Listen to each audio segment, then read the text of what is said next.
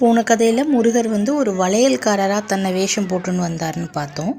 அடுத்தது சுவாமி எப்படி வராரான்னா ஒரு வயோதிகராக தன்னை தான் மாற்றிண்டு வராராம். அதாவது அருணகிரிநாதர் என்ன சொல்கிறாரு அப்படின்னா திருப்புகழில், என்றைக்கும் இளமையாக இருக்கும் என் தெய்வம் என்ன பண்ணித்தான் வள்ளிக்காக தன்னை வயசானவனாக மாற்றிட்டு வரானா முருகன். அப்போது நம்பிராஜன் அதாவது வள்ளியினோட அப்பா கேட்குறாரா இந்த வயசான முருகன்கிட்ட, சுவாமி நீங்கள் யார், எங்கேருந்து வரீங்க அப்படின்னு கேட்கும்போது இந்த வயோதிகர் சொல்கிறாராம், ஐயா எனக்கு ஊரும் கிடையாது பேரும் கிடையாது அப்படின்னு சொல்லும்போது நம்பிராஜன் என்ன சொல்கிறாராம், வள்ளி இந்த வயசானவங்களாம் நமக்கு ஒரு நம்பிக்கை வரும்ல நல்லவங்க அப்படி சொல்லி. ஸோ அவர் என்ன சொல்கிறாராம், இந்த வயசானவர் தான் உனக்கு துணை, அவர் உனக்கு துணையாக இருப்பார் அப்படின்னு சொல்லிட்டு நம்பிராஜன் போகிறாராம். இந்த வயோதிகர் என்ன பண்ணுறாராம், வள்ளியை பார்த்து, அம்மா நான் கடும் தபசி, இப்போது எனக்கு கடும் பசி அப்படின்னு சொல்லும்போது உடனே அம்மையார் என்ன பண்ணுறாங்களா, அங்கே இருக்கிற காய் கனி தேன் தினை மாவு இது எல்லாத்தையும் எடுத்துகிட்டு என்ன பண்ணுறாராம், இந்த வயோதிகருக்கு சாப்பிட கொடுக்கும்போது தவமே உருவான இந்த வள்ளி என்ன பண்ணுறாங்க, அதை கொடுக்கும்போது முருகன் அது ரொம்ப பிரியமாக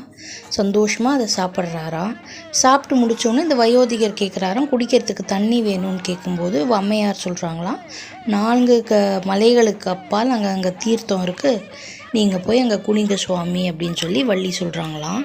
ஞானங்கள் கூடிய அருவி பாய கதிரவன் பார்க்கிடாத சுனையா அது, அங்கே ஐயன் சென்று தண்ணீர் பருகி,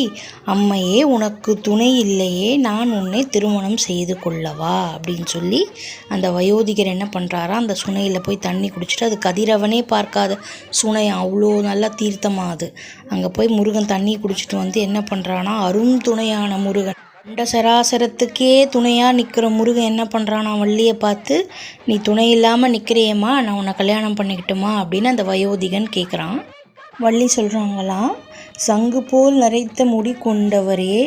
இன்னும் உமக்கு உலக ஆசையா அப்படின்னு கேட்குறாங்க. வள்ளி என்ன சொல்கிறாங்களாம், எனக்கு தந்தை இல்லையா, தகப்பன் இல்லையா, தமையன் இல்லையா, என்னோட வேடுவ குலத்துக்கே நீங்கள் இழுக்கு ஏற்படுத்துகிறீங்க, இந்த மாதிரி ஒரு சன்னியாசியாக இருந்துக்கிட்டு தவக்கோலம் பூண்டு நீங்கள் இந்த மாதிரி ஒரு மானிட பெண் மேலே நீங்கள் ஆசைப்படலாமா, அது தப்பு இல்லையா அப்படின்னு சொல்லி என்ன பண்ணுறாங்களாம் வள்ளி கேட்கும்போது, 5 முகங்களும் யானை கரத்தும் 5 முகனை யானை கரத்தனை சொல்லுவோம் இல்லையா, அப்படிப்பட்ட விநாயகன் என்ன பண்ணுறான்னா யானையோட உருவத்தில் கொண்டு அந்த இடத்துல யானை நிற்கும்போது முருகன் என்ன பண்ணுறான்னா 6 முகம் 12 கையோட வள்ளி எதிர, நான் தான் வந்திருக்கேன், இவ்வளோ நாளும் அந்த வளையல்காரனாக போட்டதும் நான் தான், இந்த வயோதிகனாக வந்ததும் நான் தான் அப்படின்னு சொல்லி முருகன் சாக்ஷாத் முருகன் என்ன பண்ணுறான்னா நான் வந்துட்டேன் அப்படின்னு